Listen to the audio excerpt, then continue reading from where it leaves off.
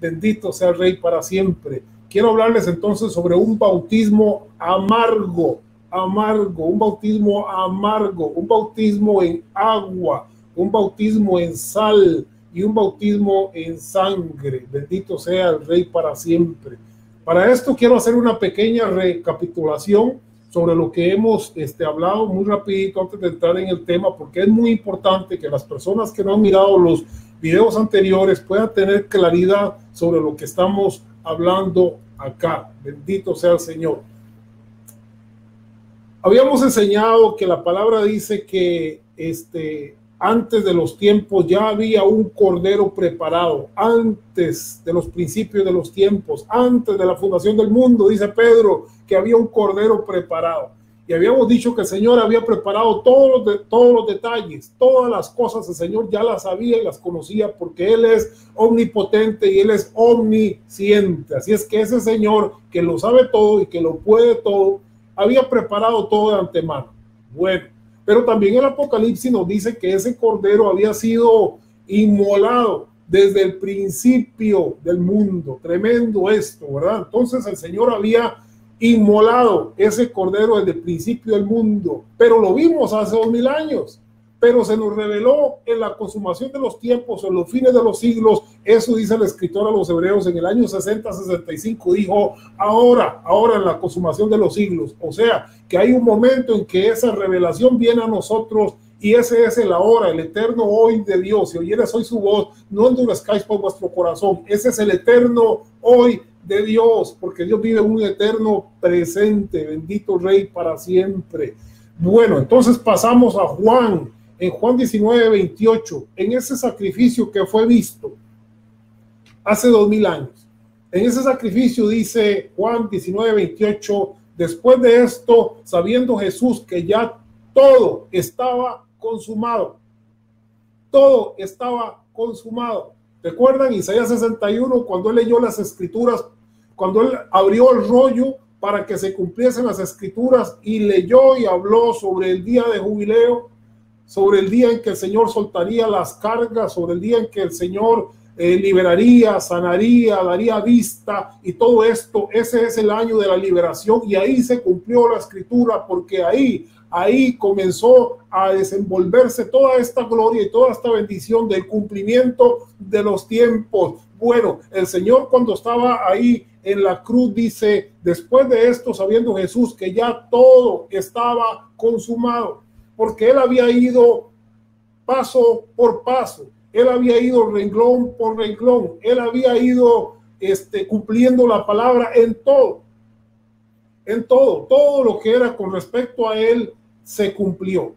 Él fue circuncidado el 8º día para que se cumpliera. Cuando Él se bautizó, Juan le decía, no, Señor, mira, que es que yo necesito, deja, porque tiene que cumplirse la escritura. El cumplimiento escritural era muy importante. Por esto Él fue llevado a Egipto también, para que se cumpliera la escritura, ¿verdad? Cuando sus padres trataron de protegerlo para que se cumpliera la escritura. Uno se perdió, a ninguno se perdió, Señor, pero solo uno para que se cumpliese la escritura. O sea, había un cumplimiento escritural en todas las cosas y Él sabiendo que ya todo estaba consumado, dijo, Él tenía que decir algo porque esa era como la llave a la eternidad. Había algo milagroso en eso que Él iba a decir, porque todo lo demás ya estaba consumado. Solo algo hacía falta. Y es muy importante que nosotros entendamos cuál es ese algo, porque en este algo hay una clave, hay algo muy bueno para nosotros. Entonces Él dijo, para que la escritura se cumpliese,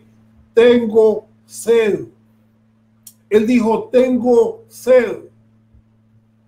Bueno, sí tenía sed, claro, porque era un sacrificio por todo lo que Él había pasado, pero no fue tanto la sed que tenía porque tenía sed, porque posiblemente Él se hubiese aguantado las ganas de tomar en ese momento, sino que Él ahí mismo, en ese momento, estaba pensando en la escritura celestial, en el cumplimiento del evangelio eterno. Y entonces Él, en esos momentos de dolor, Él pensó y dijo, todo ya está consumado, lo sé, lo entiendo, pero hay algo que yo debo de hacer todavía. Y ese algo que debía de hacer era decir, tengo sed.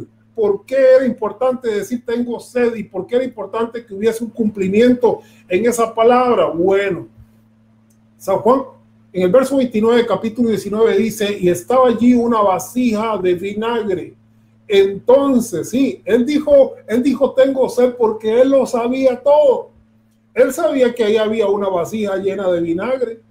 Él sabía todas las cosas. Él estaba fluyendo en ese momento en la eternidad. Él no tenía su mente tanto en el dolor o en la sed física, sino que tenía su espíritu y su entendimiento en la eternidad. Y él estaba en esa conexión directa con la palabra eterna a tal extremo que él dijo, tengo sed. Pero él sabía que era para que se cumpliese la escritura y también sabía que allí había una vasija llena de vinagre. Alabado sea el Rey. Entonces ellos empaparon en vinagre una esponja y poniéndola en un hisopo se la acercaron a la boca. Porque él debía de probar, él debía de tomar. Era una copa que estaba reservada, la última copa, bendito sea el Rey, la cuarta copa. En tiempos de Jesucristo, los soldados romanos bebían un vino flojo, ácido o amargo, conocido en latín como acetum o vinagre. O sea, el vinagre que había ahí era vino. Y el vino lo hacían en aquellos tiempos con agua de mar para que se preservara, para que durara, para que no se dañara. Entonces, ese vino, claro, que sabía desagradable porque sabía ácido, sabía amargo, sabía a sal, ¿verdad? Como que nos recuerda un poquitito esto del vino, agua, sal, sangre, santificación. Todos estos elementos se unían ahí en esa copa, pero la parte más importante es que esta era la última copa. Ahí él estaba cerrando la Santa Cena. La Santa Cena con sus discípulos, con todo el mundo, con nosotros. Ahí él estaba sellando la Santa Cena, la última cena del Señor. Alabado sea el Rey. La cena a la cual hemos sido nosotros invitados a participar de la cena del Señor. Bendito sea el Rey para siempre. Hablando sobre esto de la cena, el apóstol Pablo nos dice lo siguiente, otra vez recordando que Pablo no conoció a Jesús, porque Pablo fue impactado por Jesús resucitado, o sea, por el Cristo resucitado. Y en esto entonces el apóstol Pablo, no habiendo recibido ningún conocimiento de nadie, él dice que directamente yo recibí del Señor, 1 Corintios 11:23, porque yo recibí del Señor lo que también os he enseñado, que el Señor Jesús, la noche que fue entregado, tomó pan. Aquí nos está dando una clave importante porque está hablando de la tercera copa, de la copa de bendición. Tomó pan. Asimismo, tomó también la copa después de haber cenado, diciendo, o sea, la tercera, la copa de la bendición, esa fue la copa. Y él dijo, esta copa es el nuevo pacto en mi sangre. Ahí esa era la bendición, saber que esta Santa Cena estaba siendo cumplida ahí. Ahí fue lo último que él dijo a sus discípulos. ¿Cuál? La tercera copa que dijo, esta copa representa un nuevo pacto. ¿Sí? Cuando tú y yo tomamos de la Santa Cena es porque estamos tomando ¿de qué? Del antiguo pacto, del Antiguo Testamento, de la ley, de las obras, de los ritos, de los símbolos, ¿o de qué?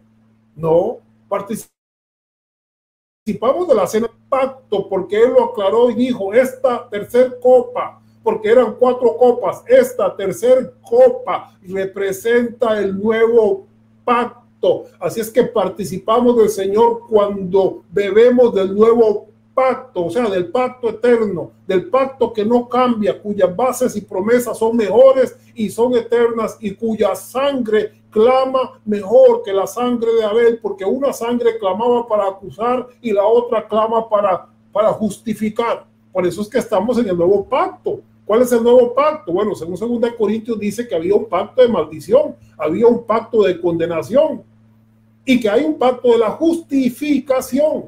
Estamos en el pacto de la justificación.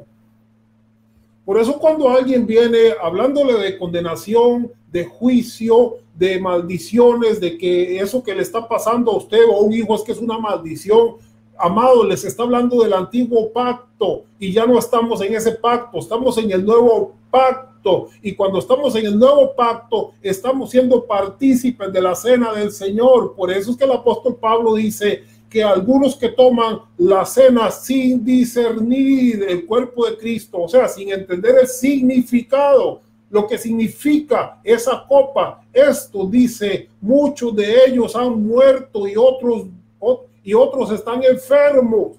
O sea que tomar una copa sin saber qué es la copa o qué significa la copa, yo no puedo tomar la copa del nuevo pacto si estoy en el antiguo pacto. No, yo debo renovar mi mente para entender cuál es la copa y qué significa. Bueno, ese no es el tema, pero en cierto modo tiene que ver, todo esto tiene que ver con la Santa Cena, tiene que ver con el bautismo en aguas, aunque no estamos hablando del bautismo en agua, pero yo sé que el Señor le va a enseñar muchas cosas hoy si usted presta atención.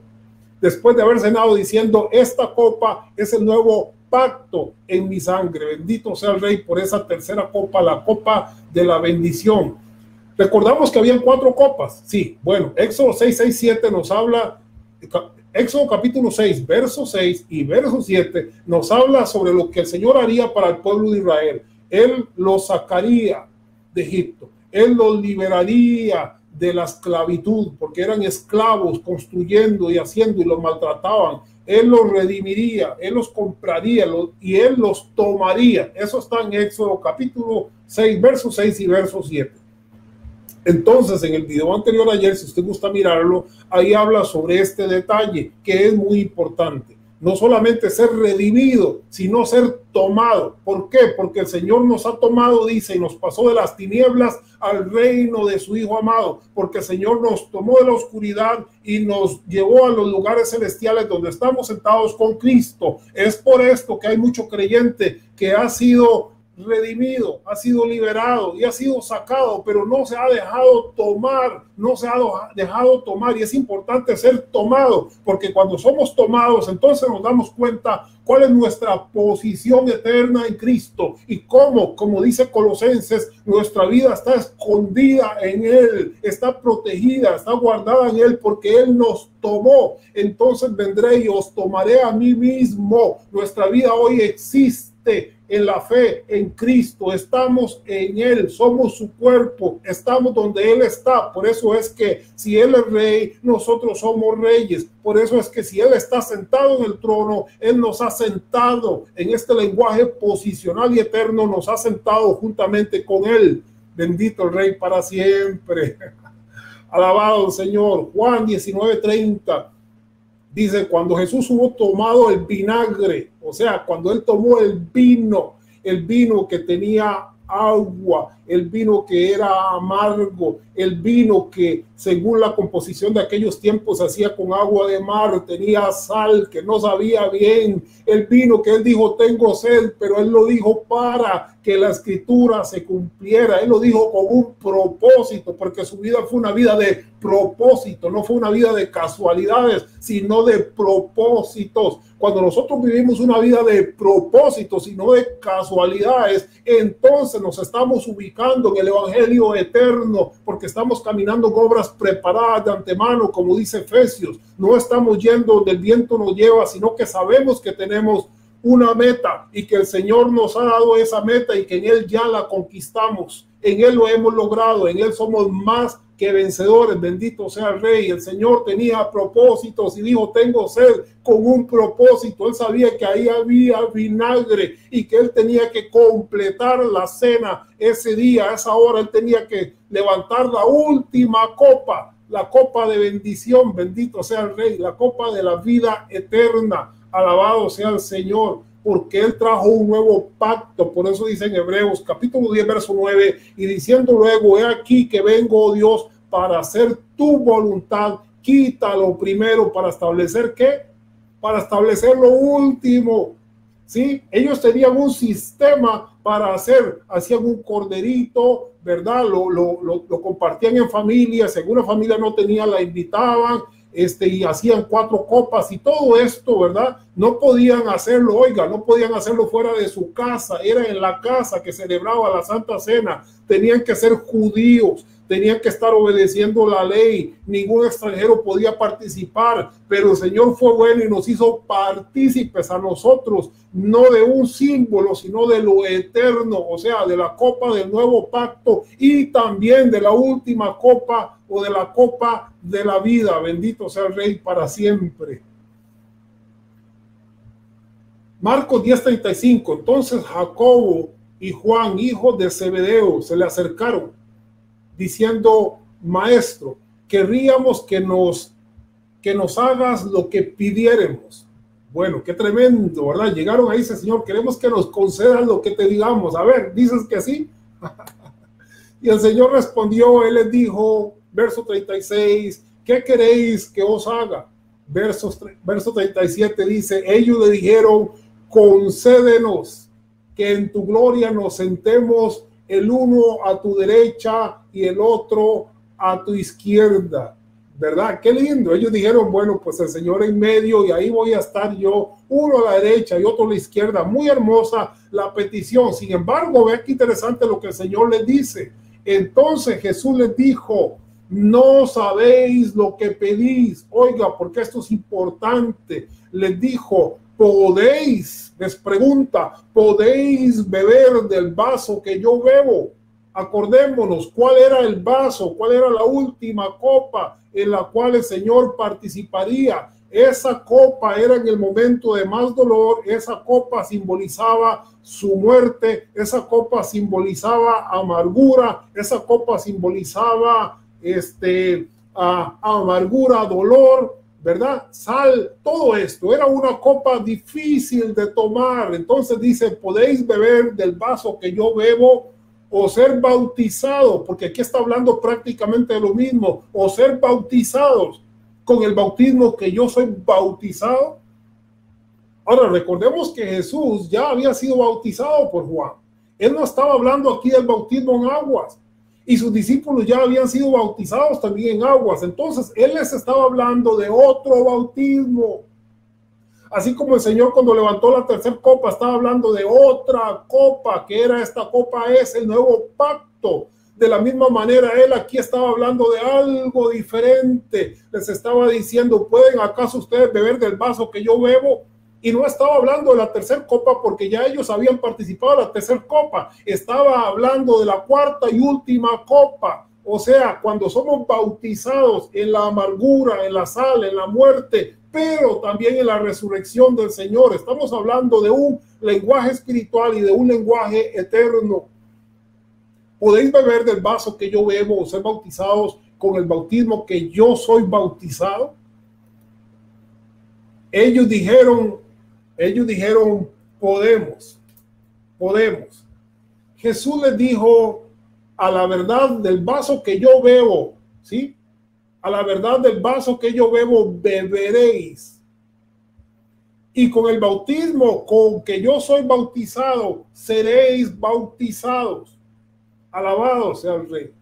Él trajo a mención dos cosas que iban juntas. Una, la última copa. Recuerden, la tercera es el nuevo pacto, pero la última copa fue lo último que él hizo cuando dijo consumado es. La última copa es lo último que él hizo cuando entregó su espíritu y luego también se levantó. Entonces la última copa tiene que ver con la consumación del pacto, con la consumación, con el fin del siglo malo, el fin del siglo de temor, el fin del siglo del miedo, el fin de la duda, el fin de la inseguridad, el fin del pecado, el fin del diablo, el fin de todo ese cosmos o sistema llamado en la Biblia el siglo malo. Alabado sea el Rey. A la verdad del vaso que yo bebo beberéis, y con el bautismo con que yo soy bautizado seréis bautizados. Estaba hablando de un bautismo glorioso, maravilloso. Por eso dice Pablo en Corintios, porque por un solo espíritu todos fuimos bautizados en un cuerpo. ¿Sí? ¿Qué es lo que hizo Dios mismo? Cristo, el Espíritu, ¿qué es lo que hizo? Dice que nos bautizó. Si este es el cuerpo, Él nos metió dentro del cuerpo. Eso significa bautizar, significa introducir, significa meter algo dentro. Él nos bautizó. Entonces, en ese milagro donde fuimos bautizados, resulta que ahí, en ese momento, nosotros estábamos siendo crucificados. Nosotros estábamos bebiendo en esto que se llama la muerte vicaria. Vicaria quiere decir que Dios nos vio en Cristo. Él nos vio ahí en ese momento. ¿Por qué nos vio? Porque el Espíritu nos metió en el cuerpo. Entonces, en la eternidad de Dios, Dios te vio a ti, me vio a mí, ahí en esa cruz. Ahí fuimos, ahí participamos de la última copa, y ahí participamos del bautismo. Ahí fuimos bautizados. Toda persona que ha nacido de nuevo ha sido bautizada por el Espíritu, no por un hombre, no por Juan, no por Pedro, sino por Dios mismo. Mucha gente cree que no está bautizada porque dicen: amado, es que mire que yo soy juntada, o mi esposo no quiere casarse, o tengo este problema y el otro, y yo tengo temor porque no he sido bautizada. ¿Y quién dice que no?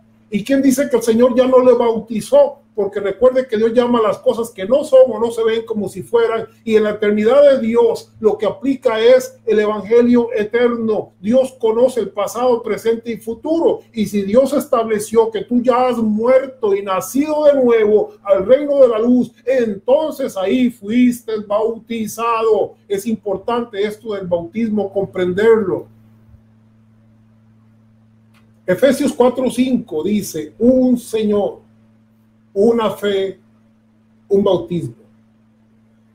En 1 Corintios 10 habla sobre cómo los antiguos participaron del bautismo en aguas, cómo todos pasaron por el Mar Rojo, cómo todos estuvieron bajo la nube. Y el apóstol Pablo dice: todo esto corresponde a la ceremonia del bautismo y a la cena, al pan, al maná y todo esto. Bueno, hoy no es el tema pero lo que quiero decirles es que el apóstol Pablo les habla, y usted puede ver ahí el título en su Biblia que dice: peligro de caer en idolatría, porque aquellos que ponían su confianza en los símbolos y no conocían lo eterno, corrían el peligro de caer en idolatría. Corrían el peligro de caer en la participación de la mesa del Señor y la mesa de los demonios. Ahí está en Corintios 10. Era un riesgo muy grande, y Pablo dice: yo no quiero que ustedes caigan en semejante ejemplo de desobediencia. Por eso es que tenemos que conocer la aplicación espiritual de todo aquello que era simbólico. Él trata de prevenir a los corintios de que ellos cayeran en esa forma de adulterio y fornicación espiritual.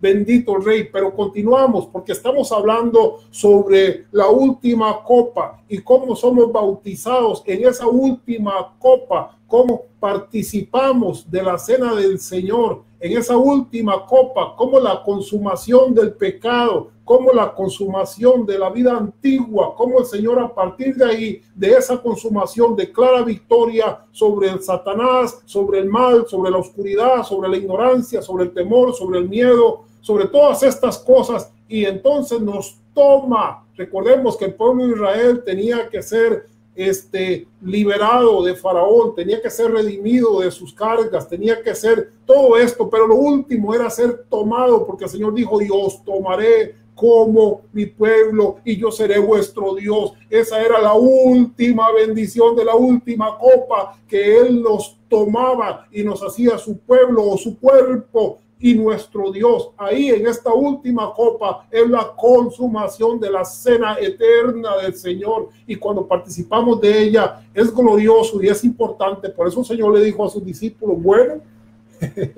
no me es dado daros a ustedes esto o aquello, pero ¿pueden ustedes participar acaso del vaso que yo voy a beber?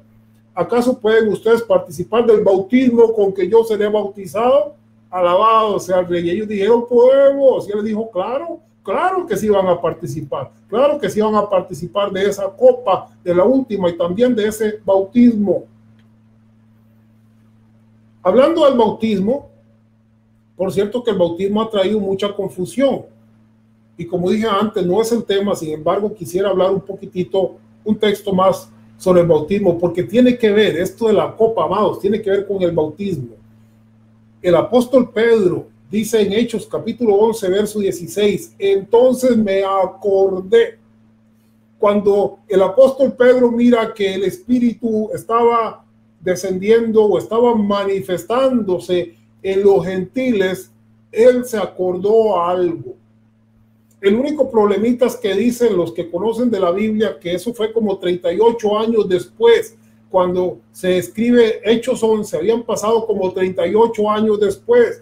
Entonces Pedro, él siguió con las costumbres y los ritos judíos y dice que más o menos unos 38 años después, él dijo, entonces me acordé de lo dicho por el Señor cuando dijo, Juan ciertamente bautizó en agua, mas vosotros seréis bautizados con el Espíritu Santo y fuego. Bendito sea el Rey para siempre. Qué importante es que nosotros tengamos presente que uno fue el bautismo de Juan y que otro es el bautismo divino. Ahora, ¿cuál es el bautismo? Sí, tiene que ver con la consumación de los siglos, la consumación de los tiempos, con la última copa, con participar de esa copa, porque ahí fue donde toda la escritura se cumplió y era necesario que así sucediera. El Señor lo sabía, por eso él intencionalmente dijo, tengo sed, porque la escritura debía de cumplirse. Posiblemente él estando a segundos antes de entregar su espíritu, ni siquiera tenía sed por tanto el dolor y todo lo que estaba sufriendo, pero él pensó y dijo, esto tiene que cumplirse. Este detalle no puede quedar por fuera, porque aquí se cierra el pacto, aquí se consuma toda mi obra, mi cena se consuma aquí. Es por esto que es muy importante que nosotros entendamos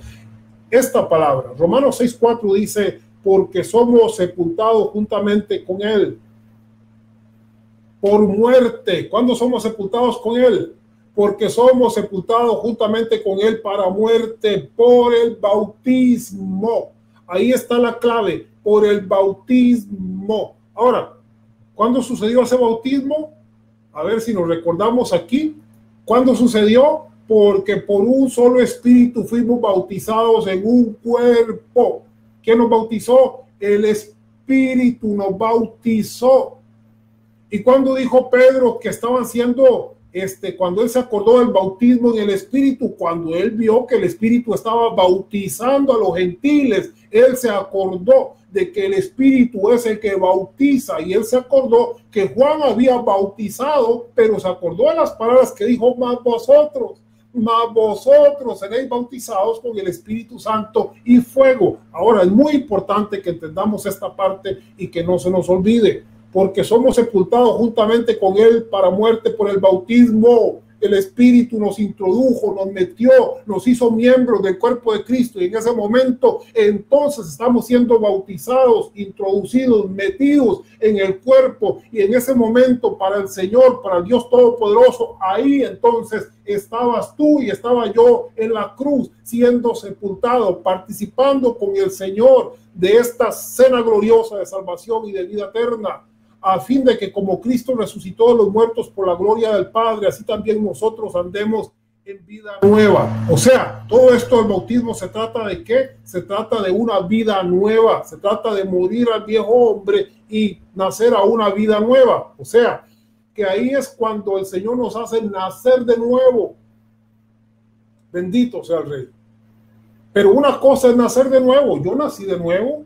Yo vine a Cristo y nací de nuevo, pero hasta como unos 10 años después fue que hasta que Cristo se ha formado en vosotros, dice Pablo, tengo dolores de parto hasta que Cristo se ha formado en vosotros. San Pablo sentía como una mujer que daba luz y que aquellos Gálatas no terminaban de nacer. Bueno, pues yo estaba en el vientre de salvación cuando me convertí a Cristo, pero un día fui dado a luz en el reino del Eterno. Un día maravilloso, cuando la gracia, cuando su mensaje, cuando su verdad, cuando su evangelio posicional y eterno me tomó, me renovó y me transformó. Fue como que yo hubiera nacido de nuevo otra vez, o como si hubiera sido completamente nacido, porque ese momento sentí que había sido movido a la luz, sacado del siglo malo, sentado en lugares celestiales, salvo, limpio, perfecto por su sangre. Bendito sea el Rey para siempre.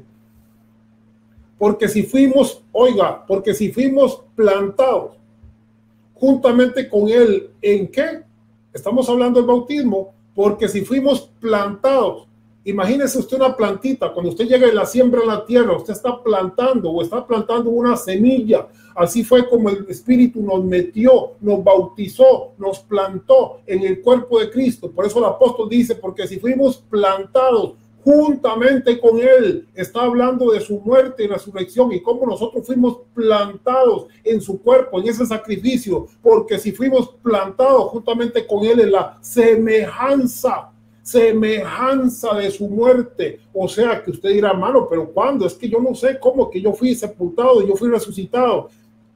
¿Qué dice la palabra? En la semejanza. O sea, esto es un simbolismo, pero es un simbolismo poderoso, porque a los ojos de Dios el Espíritu sí nos metió en el cuerpo de Cristo y en el cuerpo de Él fuimos crucificados, fuimos sepultados y fuimos resucitados, porque si fuimos plantados juntamente con Él en la semejanza de su muerte, así también lo seremos en la de su resurrección.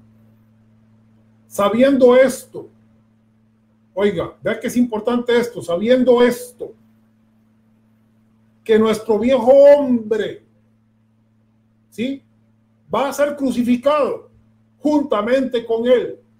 No, ¿verdad? ¿Está leyendo? Sabiendo esto, que nuestro viejo hombre fue tiempo pasado, fue crucificado. O sea, que a los ojos de Dios, Él te mira bautizado, Él te mira dentro del cuerpo, Él te mira sepultado, Él te mira resucitado, Él te mira crucificado. Si usted está pensando que va a crucificar la carne algún día, malas noticias. La palabra dice que la carne no se sujeta a la ley de Dios, ni tampoco puede. Si la carne pudiera sujetarse, entonces el Señor no habría venido porque no hacía falta. Pero como la carne no se sujeta, entonces Él tenía que venir a declararnos circuncidados, sepultados. Por eso el apóstol Pablo habla de circuncidar, que Él circuncidó, que Él desechó el viejo hombre. Ahora es un nuevo hombre, un hombre de fe, un hombre que descansa en las promesas de Dios, un hombre que cree al evangelio posicional y eterno. Que nuestro viejo hombre fue crucificado. ¿Cuándo? ¿Cuándo, amados? ¿Cuándo? Juntamente con Él. O sea que a los ojos de Dios hace 2000 años tú fuiste crucificado juntamente con Él. Ahí ese es el milagro en que el Señor te mira a ti. ¿Y cómo te mira a ti en Él? Porque el Espíritu te bautizó dentro del cuerpo. Por eso el Señor te mira en Él, porque ese es el milagro que ha hecho Dios con ese bautismo.